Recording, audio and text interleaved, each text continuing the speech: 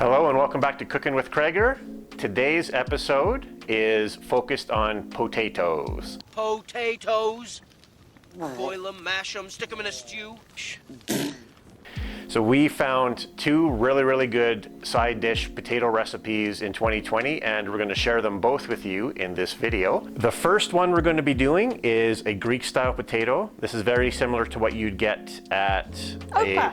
Yeah, Opa. Do you have Opa in Australia? I don't know if we've got it now. Opa's a fast food restaurant they have in North America that specializes in Greek food. I guess we started getting into this because of Opa, right? And then we wanted to start making it at home because of COVID. That's true, yeah. So, yeah. We love the potatoes there. It's kind of a combination of a roast potato with a braised potato. You're gonna be cooking it in the oven at 400 Fahrenheit. Actually, step number one, bake. Get your oven going. Step number one, preheat your oven to 400 degrees Fahrenheit. Step number two is you want to get 1 cup of chicken stock or vegetable stock. You can use beef stock if you want as well. And you want to get that on the stove and you want it to reduce down a little bit. The recipe I found calls for half a cup of stock, but I'm going to go with 1 full cup. I'm going to reduce it and you're going to get a little more flavor out of that. So you're going to get a reduced stock that has a lot more flavor and body in it, and it's going to make potatoes taste even better. I'll go over the ingredients now. So you're going to need some potatoes. We're going to go with these yellow potatoes. They are Canadian. Can you read that? What does that say? Alicia? Pomme? Yep. Is that what you're talking about? What does it say? Come on, you should know French now. You've been in Canada for how long? We don't speak French in Alberta. Pomme de terre, jaune. Apples of the earth, yellow. Okay, so you can cook as many potatoes as you want. The recipe I found talks about 3 pounds of potatoes. I think I'm gonna go with that many. I would suggest that you make more than you think you're gonna need because these are really good. We also have our chicken stock, so like I mentioned before, that's already on the stove reducing. I'm gonna put that out of the way. You're gonna need some olive oil. The recipe calls for half a cup. I'm just gonna eyeball it because I'm awesome.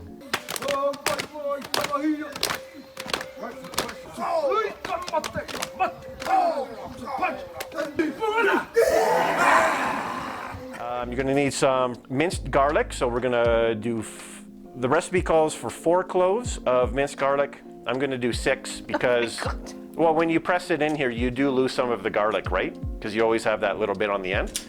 So Don't blame me for garlic breath later on. You want to get some fresh squeezed lemon. We bought this lemon 2 days ago. It's very soft right there, so this one might not make it. We do have a nice little backup here though. Yeah, sometimes right now because of COVID it can be hit and miss with the fresh veg. So it says real lemon, even though it's not. It's from concentrate, but this will work in a pinch. Is it? Yeah, it's lemon juice concentrated basically, so. I think. They don't just squeeze lemons and put the juice in there? No, because you need, I don't know. I don't think it says anything, does it? No, it doesn't really say, so I don't know. We'll use it. You're gonna want salt and pepper, so we're gonna go with a sea salt, the Mediterranean sea salt. We got a little mini grinder here. For spices, you're gonna need some dry oregano. Recipe calls for 1.5 teaspoons of oregano crumbled. And at the very end, this is optional, but I'm gonna go with it. We're gonna do some freshly chopped fresh oregano, just to give it that little bit of extra flavor at the end. Freshness. Oh, I wanted to show off my shirt. I don't know if you've seen it yet, but my dad got this shirt made for me and I wanted to put it in one of our videos, so now it's in one of our videos. It's a COVID shirt. Yes, very much a dad joke shirt, which is...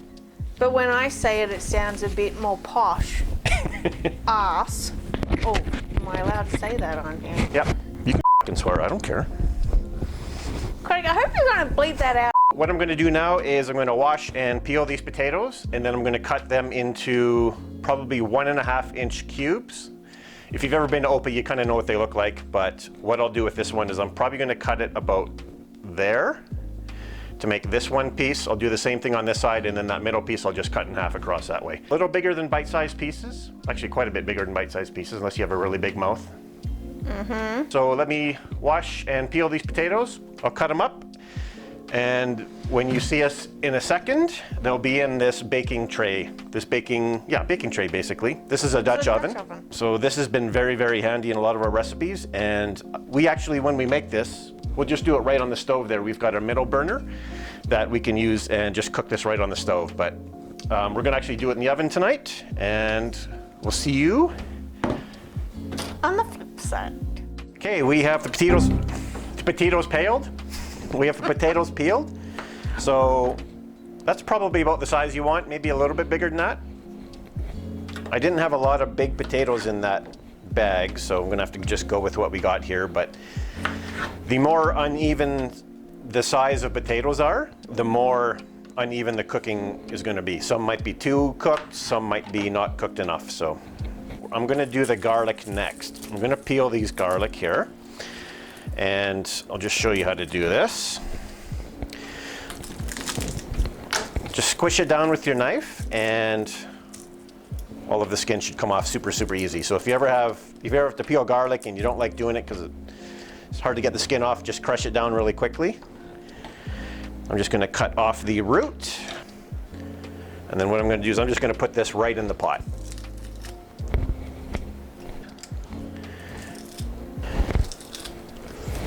Are you keeping count? How many is that? Trois. Très bien. So there's 4. Quattro. And if you do have a garlic press, I cannot stress enough to get a steel one. We used to have a plastic one. I was pushing as hard as I could, and the thing exploded in my hand and bits of plastic went everywhere. Luckily, nothing went in my eye. So if I ever buy another garlic press, it's gonna be a metal one like this. I'm gonna do one more, why not? Oh. Oh. It's a butt. Yep. No, please. I don't know if I can split this. There we go. Oh, okay, so it was still kind of joined. It looked like almost 2 cloves, but they grew together, Siamese cloves. I would probably stop there. Should I do some more garlic? That's a lot. How many have you put in? That's 4, but they were pretty decent. So I'm gonna stop there. I'm not gonna do any more garlic. So we have the potatoes, we have the garlic. Now we're gonna need 1.5 tablespoons of oregano, crumbled. Do I say oregano? I think you do. I say get oregano. confused sometimes as to what's Australian and what's American/Canadian nowadays. And if you're using the dry herbs like this, give them a good rub and crush them up. It's gonna release some of the oils and the flavor in there. And now we need a 1/2 cup of olive oil. That's a 1/4 cup. Oh my gosh. That's a 1/2 cup. Salt and pepper to I was taste. gonna say season. A little bit of Mediterranean sea salt. I'm using Mediterranean because I think Greece is fairly close to the Mediterranean Sea. I can't remember. All right, so we have all of our seasoning in there that we need right now. Next thing you want to do is toss all this together, make sure the potatoes are fully covered in oil and the spices, and it's all distributed. You can use your hand if you want, and I'm going to do that. Now, if you have a high-sided baking pan like this, you don't need to cover it. If you have a really low baking pan, you might want to put a cover on it, or at least a bit of tin foil, as you know, it's going to spit and spatter a bit as it starts cooking, so you don't want to get too big of a mess in your oven there. But yep, I think we're good to go, so I'm going to stuff this in the oven. Whoops. I'm not strong enough to hold that with one hand, so let's put her down there. And we need to cook that for 15 minutes. After 15 minutes, we're going to take a peek in there. We're going to retoss all of the potatoes because a lot of the flavoring from the spices, so the flavoring from the oregano and from the garlic is going to be released, and you want to make sure we get the potatoes cooking in that. And then we're going to add our chicken stock, which we've got reducing over there. And we'll see you in 15 minutes. Okay, it has been 15 minutes, so let's take a peek, see how they're doing here. Look at that sizzle. And they're starting to stick to the bottom of the pan a bit, so that's okay. again, you just want to kind of toss them here, get them loose. But after the 15 minutes, you want to pour in your stock. So I'm going to do that right now. And here's where the braising part comes in. So they're going to be cooking in the mixture of the chicken stock and the olive oil. There we go. Okay, now we're going to cook those for another 10 minutes and then we'll check them again. And I think at that point we're going to add in our lemon juice. So let's put them back in for another 10 and we'll see you in 10 minutes. Okay, we've got about a minute and a half left on the 10 minutes after we put the stock in. So I'm going to cut this lemon now and see if it's any good. I don't think it's going to be. So whenever I want to squeeze a lemon, I just give it a good roll like this. Put a little bit of pressure on it and it gets all the juices ready to come out.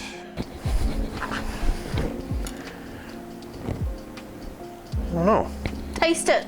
See there, that's the bad side. You can kind of see where it's, I don't know. It smells okay. We're only going to eat it, so although... Okay, it has been the 10 minutes. So let's take a peek here. Oh yeah, those are looking lovely. Just want to mix everything up just a little bit. Can I just make a suggestion that you just use that lemon, because I'm worried that you're going to start stressing out about this lemon and I'm going to have to hear it for the rest of the evening about how sick you feel or something. Yeah, I get sick very easily, so it's probably a good idea. We're going to go, I don't know what you call this. It's real lemon. Oh, that's really nice. Our parents are going to see this. Okay, you need about 1/3 cup. So we'll go with that. And just want to mix everything around a little bit. Make sure all the juices are combined. Put them back in for 10 to 15 and we'll see you in a bit. Okay, we have the potatoes in there cooking, so I'm just going to chop up the oregano or oregano. I've already pulled some off the one stem there, so let me just grab some more off this one here. Any of our Greek followers watching would probably say this is not optional. Don't need a fine dice or anything, just give it a good chop. That should probably work, so that'll be ready to go. All right, so those have been in for another 7 minutes, I think. Maybe just about 10? 8? Maybe 10, yeah. I think they're ready to go. They're feeling pretty soft already. And that liquid has reduced too. Yeah.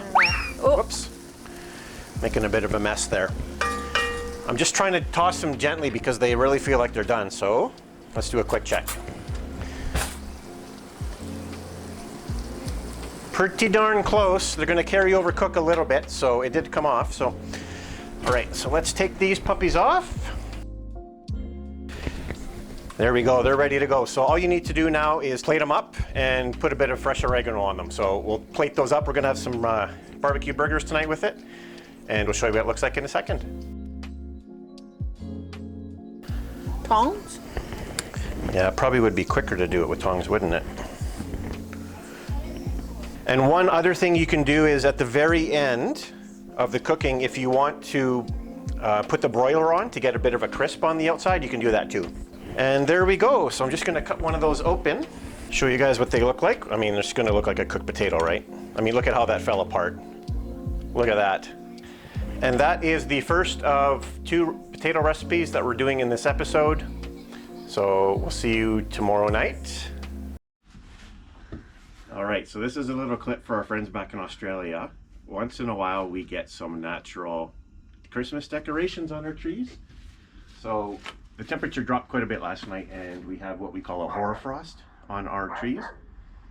So you can see all of the white hanging on there. I'm going to insert a quick picture of Alicia when she first came and met my parents in Wainwright, and they made her stand under a tree. They were going to hit it and make all the frost fall off, but I think she got out of there quickly. I had my wits about me early on when it came to your father. Yeah, I trained her well for that. So I'm just going to show you what it looks like. I'm not going to hit the tree hard, but I just want to show you how much frost falls off here.